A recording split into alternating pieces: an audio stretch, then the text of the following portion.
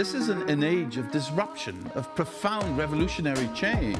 What we're really asking ministers is to empower the ambassadors. The only thing that you really push forth is the truth. You don't see many women represented when it comes to the decisions as to how to handle the pandemic.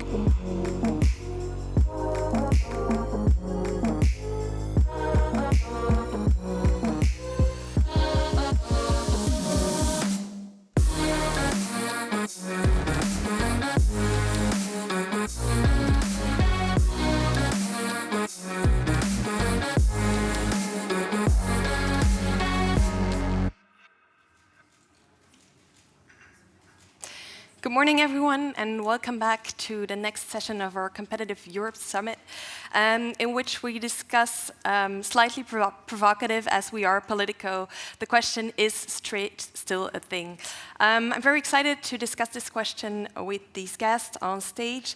Michael Hager, Chief of Staff to Valdis Dombrovskis, the EU Trade Chief, Mrs. Karin Karlsbro, Trade Coordinator for Renew Europe, and from Mexico, our Deputy Head of Mission here, Minister Gonzalez. So welcome, all of you. Mrs. Karlsbro, I'd like to start with you, as you are from Sweden, a traditionally more free trade country. The question we'd like to discuss here is the trouble that the EU has to conclude, to ratify trade deals. What do you think has happened with the EU? What's your diagnosis? Well, I would say that for Sweden, trade is still a very, very important thing, because trade is the base for our economy, for the jobs, for the spirit in the society, in the whole country. And I think actually that's not only for Sweden. I think that the trade makes Europe stronger, and it's a little bit forgotten what makes us strong. So I'm very, very worried what's happening with our view on trade when we can't conclude any new trade agreements, because in this very dangerous time, I think Europe and the world needs more trade. And what do you think has happened? What makes it so hard? What has been the exact trouble in the past couple of years? I mean, globalization is a huge advantage, but still also filled with challenges for us. And we have to understand that the rules which we are trading with is super important. For example, the rules how to respect the Paris Agreement in the trade relations, how to improve the respect for human rights. This is, of course, basic things. But I think we have to find a balance between green protectionism and openness. And I think our duty as lawmakers and trading partners is to design trade rules and deals which are based on sustainability, and find this balance, because of course it's possible to have trade rules, sustainable trade rules. Okay, Mr. Hager, what's your diagnosis, and how are you going to fix this? Well, probably I would hire her as our spokesperson. No, I can fully agree what was said. Yeah, I mean, the difficulty we have is, of course, the world changed. So years ago, and I remember the TTIP discussions, there was a hype about how to engage with the US in a big deal. This failed. And we have to learn the lessons. We learned the lessons. But still, there is the world changing again and again. And new priorities come up. The climate question comes up, social issues with globalization linked to this. So many different things. The war in Ukraine is another challenge. So all that we have to take into account when we tackle the question of trade deals. And that's not easy. There are different interests, and we have to combine them and make sure that this works. But I also have to say, it's not only us, it's the partners. And like with Mexico, of course, we try in a negotiation to get a win-win situation, to get something out of it which suits the partner, but also us. And that makes it difficult as well. And also the partner countries have changed. So as the world changes, the partners we have to look for and the potential we have to tap, of course, also changes. And we will discuss, I think, in the next 40 minutes or 45 minutes also these questions. Yes, and I'd like to, before I pull you into discussion, Minister Gonzalez, just on the question of climate, because we have the review of the Trade and Sustainable Development chapters coming up. Parliament or some groups in Parliament are asking for more enforcement of these chapters. What can we expect of that? Can you give us a sneak peek? No, also there, yeah. I mean, the expectations are higher, and we have to respect that there is a discussion out there how we can better integrate and better enforce, better monitor all the sustainability questions which are in the trade deals. So it's a question of an analysis, yeah, what does not work, what did work, where we can improve it, and to make sure that these aspects of, and the sustainability aspects are not just climate, it's social affairs, labor laws, and so on, that these are respected to the full extent. And there we will come next week and sharpen the instrument. And should there be some form of enforcement if they're not met? Well, that's exactly the debate. We had a consultation. We asked all the stakeholders, also from the Parliament side, of course, there was input. And okay, I cannot disclose what actually is in there for next week, but yes, we will sharpen it. Yes, we will make sure that there is more teeth in that aspect. Okay. Minister Gonzalez, thank you for your patience.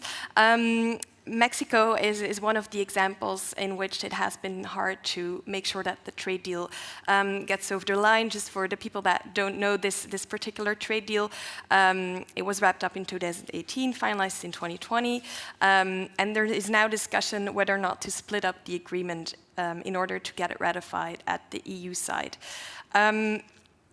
What's your take on that? Thank you, and thank you very much for the invitation. First, I would like to make perhaps a little bit of a conceptual clarification from our standpoint. The global agreement between Mexico and the European Union is not a traditional free trade agreement. It is not just a free trade agreement. It is a global agreement which encompasses a pillar on development cooperation, it encompasses a pillar of political cooperation, and it also includes a pillar of trade. The agreement between Mexico and the European Union has been working for more than 20 years. It was agreed and it entered into force in year 2000. And in 2016, we agreed to modernize, to put the agreement up to date with today's realities, which of course have been changing, and the economy and what globalization was at the end of the 1990s is not exactly what we have nowadays. So from our perspective, the whole idea of the modernization is to bring on the whole package, the whole conceptual framework of the global agreement, and that is what we have been trying. That's what we agreed upon with our friends and partners from the European Union. I must also add that Mexico is a country which has a bilateral strategic partnership with the European Union. We are very close allies and friends in many fora, in multilateral fora. We do regional work together. We do a lot of bilateral structured dialogue. And for us, this is a consolidation of this broad partnership that we have. So why is it so hard? There is, for us, from our perspective, perhaps Michael can explain it a little bit better. From our perspective, the deal is done. We are ready to ratify it right now. We are ready to sign it right now. We reached a very good, what we think is a very good and solid agreement in 2018. We agreed in principle to what was agreed in the text, and in 2020 we actually, from our perspective, finalized the conversation, and we are trying to get the agreement done and ratified in the swiftest possible manner.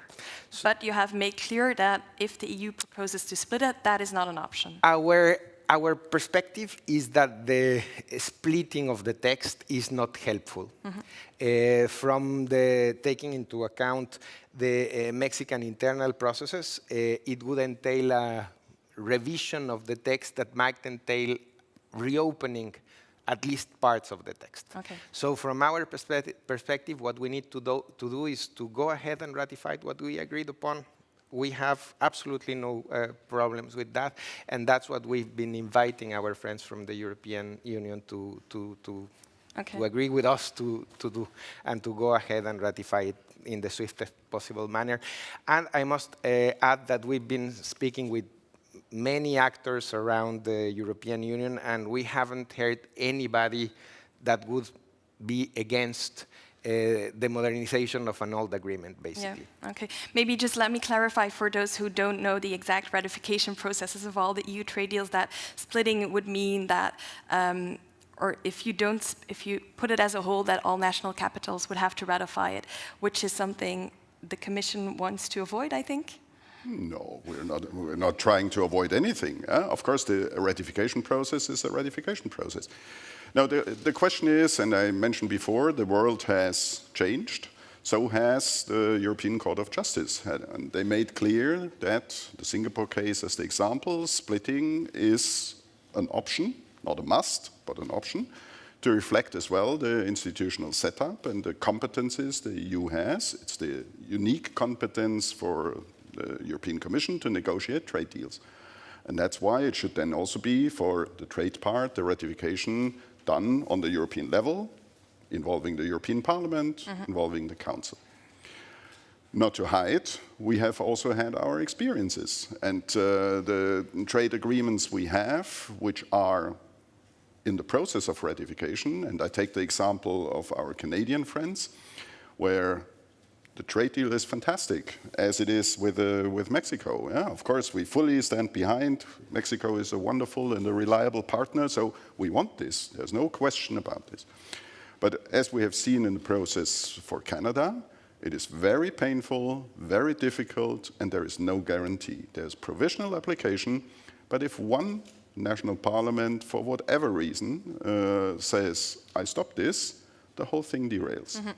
And I think after years of negotiation, after, yes, also our reputation that we want the thing in place and fully ratified, I think it's a good opportunity to take the Court of Justice and the ruling there as a benchmark and to say, yes, the splitting is possible and it makes life easier. We are in discussions there. I mean, we understand, of course, also the institutional side in Mexico and the questions what this has, what this means then in terms of the internal processes. We don't want that the thing derails then on the other side. Yeah? So that's clear. So tomorrow we have a meeting of the President of the Senate coming here with my boss, if he comes back from Geneva. No, that's a joke. So we will then discuss tomorrow how we can follow up. But still, I think the reflection on our side that a split would be useful is on the table. There are discussions ongoing, but the impasse has been going on for a while. Maybe, Mrs. Carlsberg, what's your take? Can you provide a compromise between the two? Well, I think time had really changed very fastly. If you look back in time, just 5 years ago or something, the EU concluded trade agreements, and we saw a progress for trade. We had the trade agreement and investment agreement with Vietnam, for example, which I worked with in the parliament. But I don't know if we had that on the table today. I don't know what the result had been in the parliament, to be honest. But I sometimes meet with former Commissioner Cecilia Malmström, a trade commissioner, and she always asks me, how is it going with Mexico? and what's your response? Well, I would say that I think we should move on with the negotiated agreements, because it takes a long time. It doesn't matter which are the processes, it takes time. And it should take time, because it's difficult and tricky things. So the Parliament need time, of course, but still now everything is almost frozen, and that's very worrying because in these dangerous days we need more partners. And I also would like to say that if Europe has the ambition to be a strong partner, a global partner, we have to build our partnership on something. And to be a trading partner, that's not only about money, it's about sharing ideas, sharing solutions, cooperate for climate, cooperate for sustainability, and actually I would say something maybe provocating, but trade as such is a part of sustainability from my point of view. Okay. And if you say trade, it feels like trade deals are frozen, or trade making progress is frozen. In your diagnosis, as you have been so kind to not point fingers at the French, but it does feel, and I will not get you dragged into that, but it does feel with the upcoming Czech and Swedish presidencies that there's kind of new political momentum.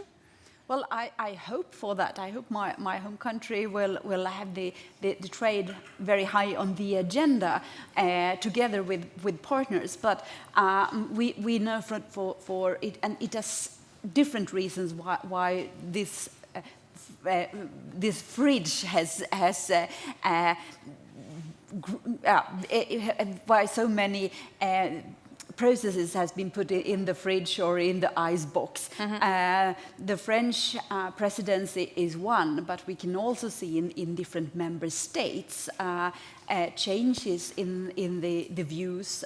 So I think if you support trade, we have and then I mean people like liberals and pro-traders, we have to be a little bit more vocal on this because it has been a time when we talk about all the challenges and problems with trade, but we have to highlight the advantages and the possibilities with trade at the same time. Yeah, Sweden has been leading the charge in this. For a long time, Sweden has been working on a letter with several member states to urge the Commission to get more trade deals concluded or ratified again, but even agreeing on this letter seems hard. Why is this so hard? Why is it so sensitive? Well, political reasons, but I think it's time to restart the trade policy, maybe, and that must be together with the Commission. And I would say, take the opportunity to also say that I have high expectation on the Commission to also step up a bit when it comes to trade. We hear in these days, for many reasons, about strategic autonomy, yes, which will be discussed later today, I think. But that's a growing concept with growing support. But I would ask also for strategic partnership, because if Europe can't stay alone, we have to cooperate, we have to shake hands with democracies all around the world to stay strong in our position. And what we can fear, or what we can see right now, is how China and Russia moves together because of the situation with the war in Ukraine, and how will the world look like in 5 or 10 years if we see this in a longer perspective. So I think we have to step up together with other democracies. Yeah. Mr. Hager, the pressure is on you. Do you think that we're in this key? Oh my God, I feel it. As representative of the Commission, are we in this key moment? Are things turning? I mean, first I have to say the French presidency, there was not a standstill. The French presidency continued to work on the trade files, in particular on the assertiveness angle. So we have the procurement agreement, we made progress on the anti-coercion instrument, and so on and so on. So it was not that there was a standstill. And of course the negotiations, and I can name here a few countries, of course continued.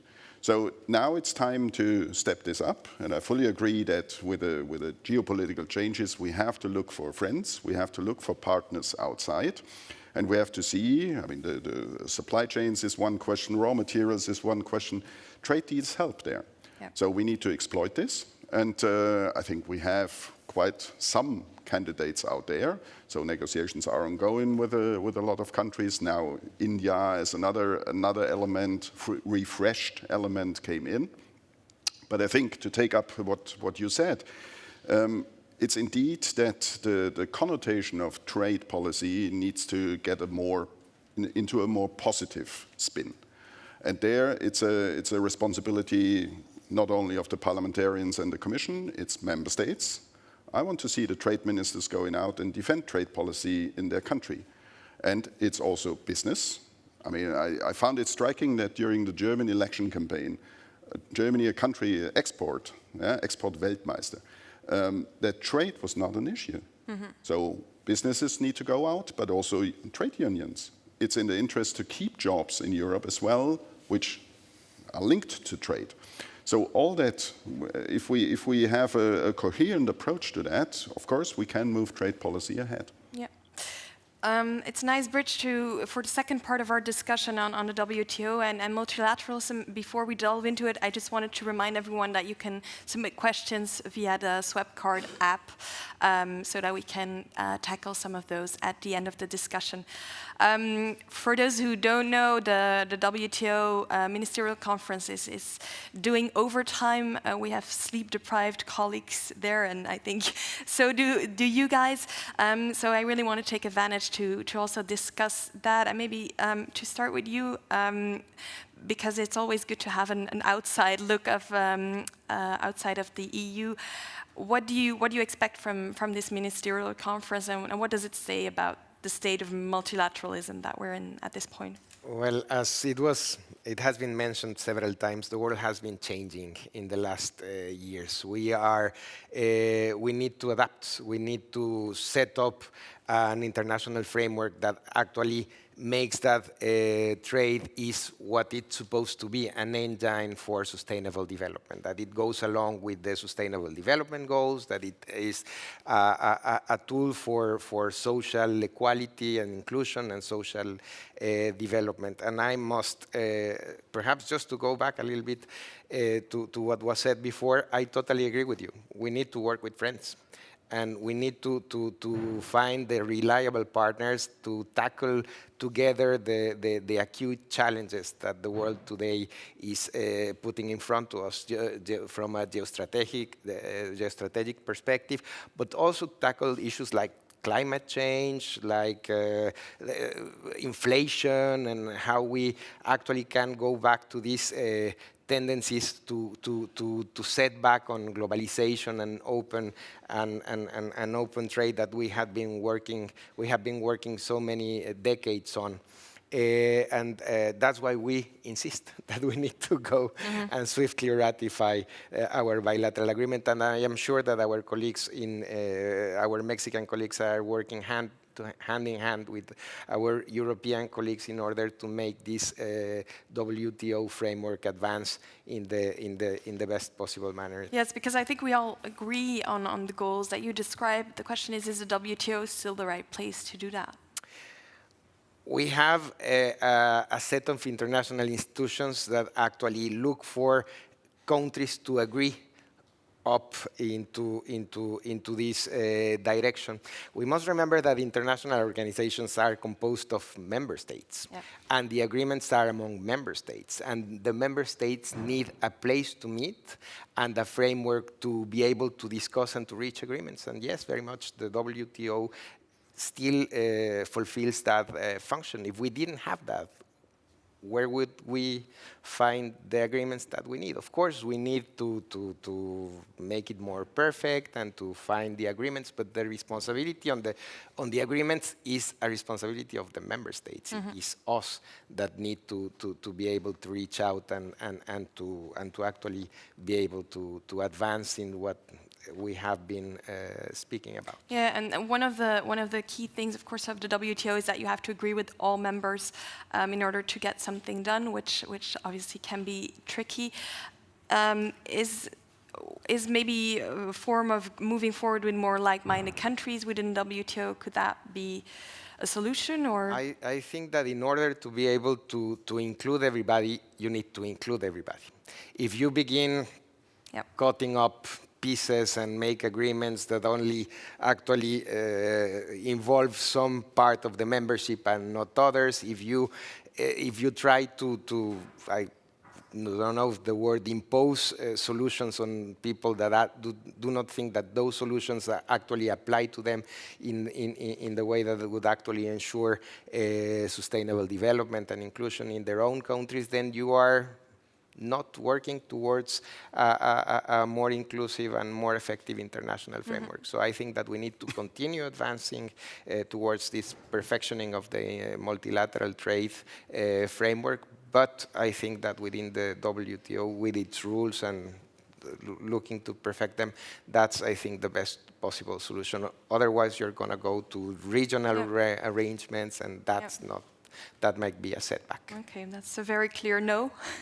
Mr. Hager, how optimistic are you of the Ministerial Conference? Because there's a lot at stake for the EU. The Commission has invested a lot in these negotiations. No, for us, of course, and I can only agree, multilateralism is the path to go. And of course, whatever you agree on the level of the 164 members of the WTO, it's much better than to replicate that in individual agreements. But it's difficult, and it's clear if you have a national football team and you have 164 coaches, it's very difficult to agree on a strategy that leads to you to win a match. So, of course, we need to see how to bring the 164 together. The new Director General there gave a fresh impetus, does a great job, but it's difficult to consolidate the different interests, also given the new challenges. The health challenge, COVID came up, the food crisis now as another topic. And of course that requires a lot of steering. The European Union does its best. My boss there does its best to come to a conclusion. But things can happen, yeah? I mean, we have to wait another 3 hours to see whether there's a real good outcome. But, I mean, and if it doesn't, what does that mean for the WTO? Well, I think it's not the end of the WTO. It would require then fresh thinking, who can steer better, who can lead better, how we can coordinate better between the Geneva people, so the WTO people, and some drivers who want to bring things forward. But again, of course, it's consensus, so we need 164, and that requires always time and effort and a lot of talks and maybe a glass of wine. Mrs. Carpsborough, how optimistic are you, and what does this mean for the WTO? Well, I think the only way forward is to care for the international organization we have. And in a time when we have the Russian war in Ukraine as a background to anything and everything going on globally, we have to understand that the institutions and organizations we have are fundamentally important. So we have to do the best we can to develop, to cooperate, to care for their future. And what I hear from Geneva is that the still quite new leadership is performing quite well in this very, very challenging time. But it's responsible for all these football coaches to do the best. But the problem is that it's not only different coaches. Some of the teams and some of the coaches want to have other rules. And you're referring to the US? I do. And also, not only, if we see this globally, we have the WTO, but we also have the UN, we have other international institutions. We have to really care for the common rules. Because if we have one country, and I mean Russia, not respecting the most basic rules, global rules in the UN Charter. If you're not respecting that, how can you ask other countries in other organizations to respect the rules? So I think it's so fundamental that we, together with other countries, the EU has a role to care, to be very, very careful for the rules. Yeah. How much did the war in Ukraine influence the WTO Ministerial and the preparations? Quite a lot. I mean, as I said, first, of course, the food crisis comes into play, but it's not only the war now. Yeah? It was the COVID crisis who had an impact and led to certain re-steering of ideas and topics there. So I think it shows that the WTO is capable of reflecting challenges, new challenges, upcoming challenges. The question is then how to get to that consensus and how to make sure that one coach wants to play rugby on a football field. There's a lot of talk, if we ask the question, is trade still a thing? There's a lot of talk about deglobalization, that we passed the point of hyperglobalization. I'll start with you. What's your take on that? Well, I think we have seen, and just take the figures over the past 50, 60, 70 years, how much globalization helped to create wealth, prosperity, reducing poverty, reducing unemployment, all that across the world. But of course, there are also downsides. And the social implications I mentioned before, the environmental implications, all that we have to take into account as well and balance it in the right manner. So I would not say globalization is a bad thing and forget about it. I think we need to steer it in the right manner to include into the whole context the new challenges, and in particular climate change issues, social issues, and so on. How do you see this from the Mexican perspective? Well, very much like that. I think that globalization has been creating wealth. It has created bridges between countries and people. It has reduced greatly distances. It has fostered, it has accompanied democracy, human rights. I think that there is a very clear good side of globalization. But of course, there are promises that were not fulfilled. And those promises have led to inequality. They have led to social unrest in many countries. And the invisible hand of the market has to be guided, and it has to be regulated. It has to be, in an intelligent way, promote that globalization actually brings on benefits to everybody, and the inclusion, of course. And from our perspective, I think that we are in a moment where we need to rethink international institutions. We have to rethink many of the relationships that have been established in the past 5-6 decades after World War II, and to really try to put the human person at the center, and to put the planet at the center, to put the environmental issues, the combat to climate change at the center, in order to ensure that we are actually able to, well, basically go on promoting well-being for the population of all the countries in the future. We're talking a lot about climate, Mrs. Carlsberg. In Parliament, there is actually some concerns with the more leftist groups that the focus that came from Parliament on climate and trade deals, that's kind of diminishing because of the need for diversification, more trade deals. How do you see those two coming together? There will be some pressure on Parliament to soften its demands in order to get the trade deals ratified or moved forward. Will that create some friction between the groups, you think? I mean, this is not a new thing. We know that there are different political positions on trade. Some are in favor of trade, some are not so much in favor of trade at all. I think the challenge, if you're from a general perspective, think that trade is a good thing, is that we have to set the rules globally and on the European level and in the trade agreements. So where are the limits for the rules? Which kind of rules? Well, we can say that we have the perfect rules, but they will be so perfect, so it will never be possible to implement them or to enforce them in the end. It must be, now maybe I sound a little bit pragmatic now, but it must be workable. So I would say that we must have a balance to say that that the trade is improving from a sustainable development perspective. And I mean, compare 10 years ago, the trade agreements, the discussion about trade, it was not connected with sustainable development at all. Today, it's the core of it.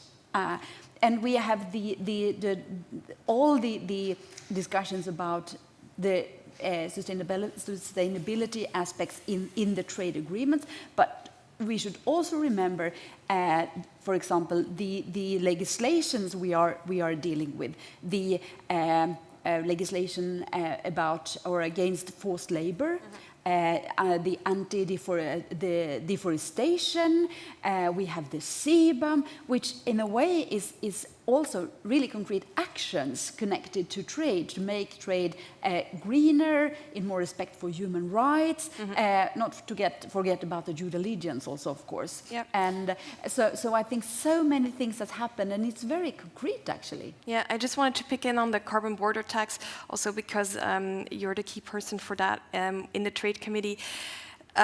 This is a unilateral move by the EU. There is a lot of concern with third countries about this. What's your response to them? What kind of signal does this send to the rest of the world? Yeah, this is a long story, but I will try to be brief. The proposal as such is I mean, it would be perfect if we could have a global price on carbon emissions. That's not politically possible yet. So now we have a price and higher ambitions in the EU to put a price on emissions, to reduce the emissions. And with the CBAM, the Carbon Border Adjustment Mechanism, as we all know, we want our importers to pay a carbon price. Yep. So we move in a more ambitious direction for climate policy. But it must be in line with the WTO rules. Mm-hmm. Is it appropriate? Is it possible? Yes, we said in the Trade Committee, if we just stick to the, it must be for one reason. We must design this to reduce the emissions. It cannot be to protect European industry. Mm. So we have to be very careful when we design this. But then what happened in the Parliament when we worked with that, it was a new component which was not proposed by the Commission. It's a proposal or a new idea in this CBAM file which was introduced in the Parliament about export rebates. And now I'm a bit technical, but this is very crucial. And that's the idea, to give support or subsidize the European industry which are competing on the global market for the climate reasons. But I would say that's totally against the trade rules. So the proposal now, the idea, the concept from the Parliament makes me very worried actually from a trade perspective. But this is we have a long way to go also in the Parliament. It's not adopted yet, and then it will be negotiated with the member states, etc. So this is a cliffhanger to what you should prepare your next seminar on a legislative file. Okay, Mr. Gonzalez, do you share these worries? Of course. I mean, from our perspective, we understand the reasoning for carbon pricing. We understand that there is a market and there is a global market on carbon pricing. But we need to make sure that in its implementation, it doesn't constitute a non-tarifary trade barrier. Yeah. We need to make sure that the rules are set up in a way that they don't have an unwanted effect of, let's say, protecting unduly enterprises from the European Union and constitute a barrier to trade. But indeed, we share many of the views concerning the need to tackle climate change with very decided actions. Yeah, I want to finish by letting you respond, because when the file was discussed within the college, it was a key thing for DT Trade to make sure it was WTO compatible. How do you look at the process now in Parliament and what maybe will come out of this? No, of course. I think what would be the worst outcome is that we have something which is incompatible with WTO rules agreed by the co-legislators, and then on the WTO level, this is rejected or leads to situations where others can have their countermeasures. And is that a risk at this point, at the file, that the way that it's looking now? I mean, okay, the concept in principle is not changed. I mean, there are some add-ons, yeah, like the export substitution or the export support thing, which I can understand from a perspective of industry as well, but there should be other tools used for this. But in general, what I see is not that there is a big shift and that would make it WTO incompatible. As I said, the add-ons, there are problems. Okay, all right. Very clear answer. Thank you for that. I want to thank all three of you for coming. I want to thank you for bearing with us and listening to this interesting discussion. We look forward to see which trade deals will come to a positive end in the next months or years. And I will ask you to remain seated, as the next session will begin in a couple of minutes on the European Chips Act. Thank you very much.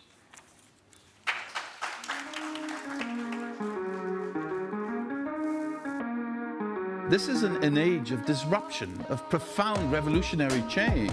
What we're really asking ministers is to empower the ambassadors. The only thing that you really push forth is the truth. You don't see many women represented when it comes to the decisions as to how to handle the pandemic.